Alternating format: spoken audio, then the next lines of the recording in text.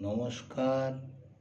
আমার গুরুবার্তা চ্যানেলে সকল বন্ধু ভক্তগণকে জানাই আমার ভালোবাসা ও আশীর্বাদ।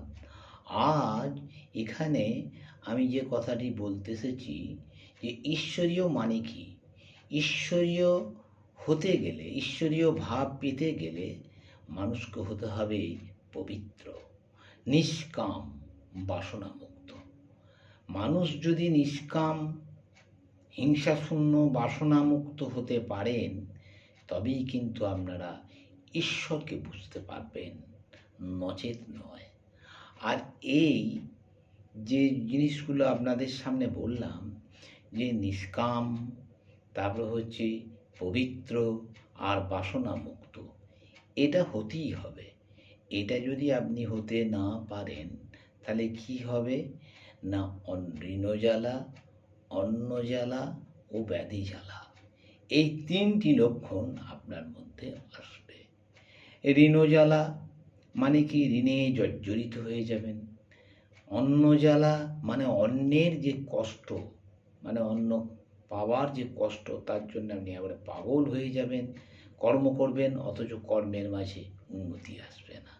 আর ব্যাধি জ্বালা বলতে গেলে কি না, ব্যাধি জ্বালা বলতে গেলে কষ্ট এমন হচ্ছে যে দেখা যাচ্ছে কিছুতেই রেমিশন হচ্ছে না, মানে রোগটা যেন বেরিয়ে যাচ্ছে। তাই এই জিনিসগুলো ভোগ করতে হয়। তাই আমি বলবো কি, ঈশ্বরীয় নাম করুন, দেখবেন শান্তি পাবেন। তাহলে এই ঋণজ্বালা, অন্নজ্বালা, ব্যাধি জ্বালা হইতে আপনারা মুক্ত হবেন। তাই আমি একটা কথাই বলবো আপনাদের সকলের সামনে, যে আপনারা এই অভ্যাসগুলো যতটা পারুন ত্যাগ করুন। সম্পূর্ণটা না পারুন, অন্তত কিছুটা ত্যাগ করুন। কিছুটা ত্যাগ করলেও দেখবেন আপনার মনের ভেতরে শান্তি বিরাজ করবে। আর মনের ভিতরেই সব সময় বলুন, হে গুরুদেব, আমি যেন তোমায় স্মরণ করতে পারি, তুমি আমায় জ্ঞান দাও, ভক্তি দাও, শ্রদ্ধা দাও। এই কথাটি বারবার বলুন। যদি না বলতে পারেন 5 মিনিট বলুন। শুতে যাওয়ার সময় অন্তত পক্ষে একবার করে বলুন।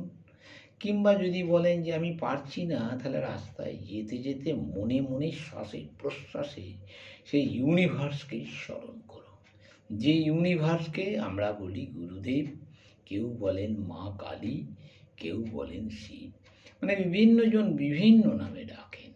তাই যে যেভাবেই তেনাকে ডাকুক না কেন, তিনি আপনাকে সাড়া দেবেনই দেবেন। তাই বিশেষ আর কিছু বললাম না। যে আপনারা সকলে ভালো থাকুক, আপনাদের সকলের কল্যাণ হোক, এটাই আমি অন্তর থেকে কামনা করি। জয় গুরু, জয় মা কালী। যদি এই ভিডিওটি দেখে আপনাদের মনে লাগে, তাহলে অবশ্যই আমাকে সাবস্ক্রাইব করবেন, ফলো করবেন, লাইক করবেন। জয় গুরু, জয় মা কালী।